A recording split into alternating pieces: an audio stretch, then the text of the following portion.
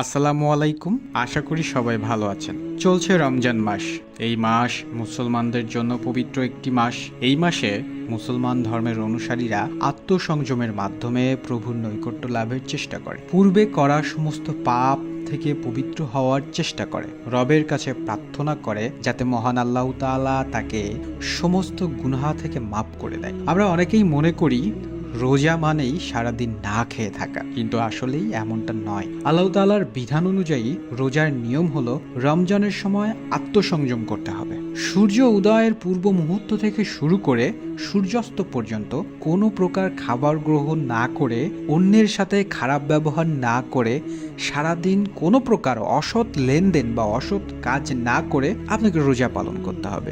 শুধু তাই নয়, মনের ভিতরেও এমন কোনো চিন্তা ঘোরানো যাবে না যেটা অসৎ। এর মানে দাঁড়ায় সারাদিন শুধু না খেয়ে থাকা নয়, নিজের সাথে যুদ্ধ করে জগতের অসৎ যত কাজ আছে সবকিছু থেকে বিরত থাকাই মূলত রোজা বা আত্মসংযম। রোজা রাখার উপকারিতা, গুরুত্ব, ফজিলত সম্পর্কে পবিত্র কুরআন ও হাদিসে কি বলা হয়েছে তা আমরা সবাই কম বেশি জানি। রোজা শুধু ধর্মীয় দৃষ্টিকোণ থেকে নয়, বৈজ্ঞানিক দৃষ্টিতেও রোজার উপকারিতা অপরিসীম। আসুন আমরা দেখি রোজা শরীরের জন্য কতটা উপকারী। রোজা থাকা অবস্থায় কমপক্ষে 15 ঘন্টা যাবতীয় খানাপিনা বন্ধ থাকে। এই সময়ে পাকস্থলী, অন্ত্রনালী, যকৃত, হৃৎপিণ্ড সহ অন্যান্য অঙ্গ প্রত্যঙ্গ বিশ্রাম পায়। তখন এসব অঙ্গ প্রত্যঙ্গ নিজেদের পুনর্গঠনে নিয়োজিত হতে পারে। অন্যদিকে দেহে যেসব চর্বি জমে শরীরের ক্ষতির কারণ হয়ে দাঁড়ায়, সেগুলো রোজার সময় দেহের প্রয়োজনীয় চাহিদা মেটানোর জন্য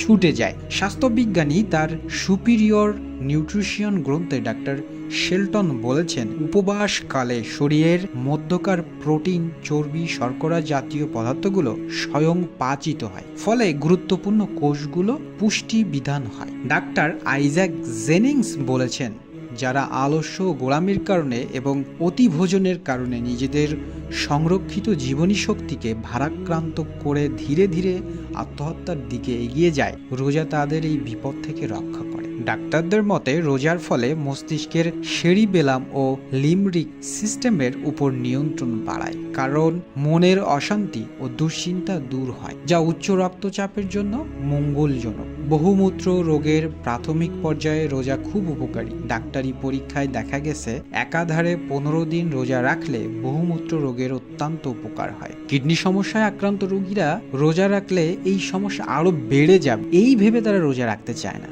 অথচ আধুনিক চিকিৎসা বিজ্ঞানীরা বলছেন রোজা রাখলে কিডনিতে সঞ্চিত পাথরকণা ও চুন দূরীভূত হয়। স্বাস্থ্যবিজ্ঞানীদের মতে রোজা রাখার উপকারিতা হলো সারা বছর অতিভোজ, অখাদ্য, কুখাদ্য, ভেজাল খাদ্য খাওয়ার ফলে আমাদের শরীরের যে জৈব বিষ জমা হয় তা দেহের জন্য মারাত্মক ক্ষতিকর। 1 মাস রোজা পালনের ফলে তা সহজেই দূরীভূত হয়ে যায়। সুতরাং আমরা এটা বলতে পারি যে রোজা আমরা একদিক থেকে আল্লাহ তাআলার নৈকট্য ধর্মীয় দিক থেকে তো পাচ্ছি, সেই সাথে শুরু করে বিজ্ঞানিক বা বৈজ্ঞান বা ডাক্তারদের মতে আমরা শরীরের দিক থেকে অনেক অংশেই এই 1 মাস রোজা রেখে ফিট হয়ে যাচ্ছি। ঠিক আছে, সুতরাং কোনো দিক থেকেই আল্লাহ তাআলার এই যে নিয়ামতের এই মাসটা, সেটা আমাদের একটু একদিনের জন্য হাতছাড়া করা উচিত নয়।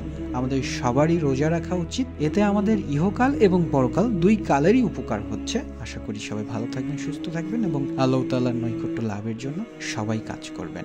ধন্যবাদ সবাইকে। আল্লাহ হাফেজ।